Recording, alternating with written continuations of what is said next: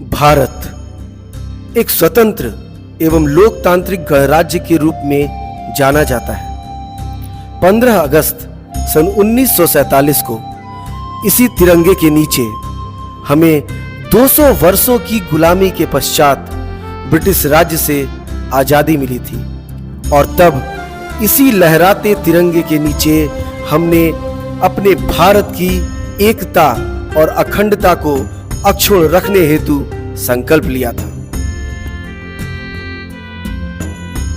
स्वतंत्रता का पहला बिगुल फूंका गया सन 1857 में बैरकपुर की छावनी में एक जांबाज सिपाही मंगल पांडे द्वारा उस ब्रिटिश साम्राज्य के खिलाफ जिसने सन 1600 ईस्वी में व्यापार के बहाने भारत में आकर हम भारतीयों को गुलाम बना दिया था।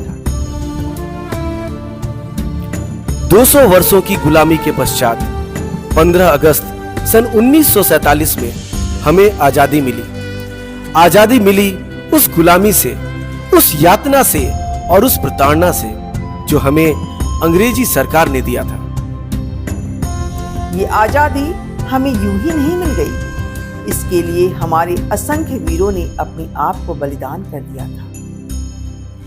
जब भी आजादी की लड़ाई की बात होती है तो हम बात करते हैं मंगल पांडे की, जालियांवाला बाग की, काकोरी कांड की, वीर भगत सिंह की, महात्मा गांधी की। लेकिन क्या आपने कभी सुना है हमारे उत्तर प्रदेश के फतेहपुर में एक ऐसा इमली का पेड़ है जो आजादी की सबसे दर्दनाक गवाही देता है, सबसे दर्दनाक कहानी सुनाता है। जी हाँ, बावनी इमली।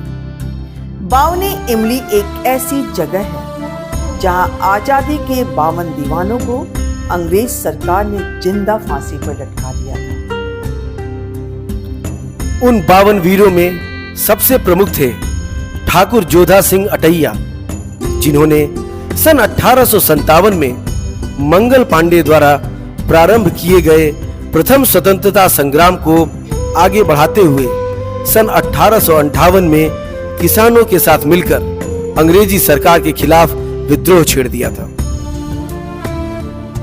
और उन्होंने काफी हद तक गुरिल्ला युद्ध के द्वारा अंग्रेजी सरकार की नाक में दम कर रखा था।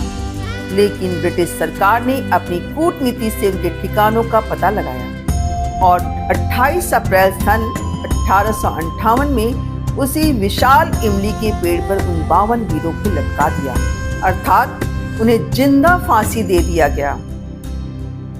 इतना ही नहीं, अंग्रेजी सरकार द्वारा पूरे इलाके में यह ऐलान कर दिया गया कि इन शवों को, इन लाशों को उतारना मना है।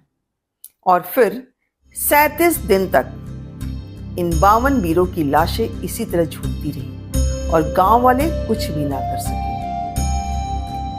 ये सिर्फ हत्याएं नहीं थी, ये अंग्रेजी सरकार द्वारा डर फैलाने की सबसे बड़ी चाल थी।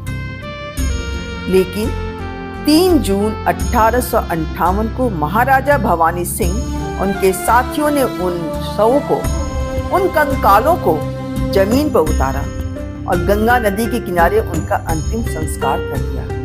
तब अंग्रेजी सरकार के द्वारा फिर शुरू हुआ यातना और गुलामी का वो तांडव जिससे जनता कांप उठी।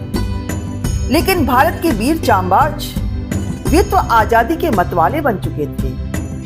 और फिर भारत के कोने कोने से आवाज आई, इनकलाब जिंदाबाद, इनकलाब जिंदाबाद, मेरा रंग दे बसंती चोला। और फिर रंग गया बसंती चोला।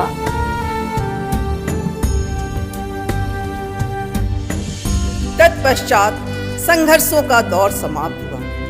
15 अगस्त सन 1947 को हमें आजादी मिल गई। हमारे देश भारत को आजादी मिल गई। वर्षों की घोर गुलामी के पश्चात एक नया दिवस आया, एक नया सवेरा लेकर आजाद फिजा में पंछी चहचहाने लगे, नदियां सुर सजाने लगी और आजादी के मतवालों ने गीत गाया।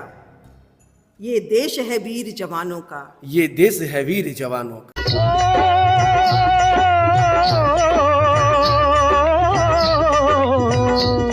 ये देश है वीर जवानों का, अलबेलों का, मस्तानों का, इस देश का यारो इस देश का यारो क्या कहना, ये देश है दुनिया का गहना।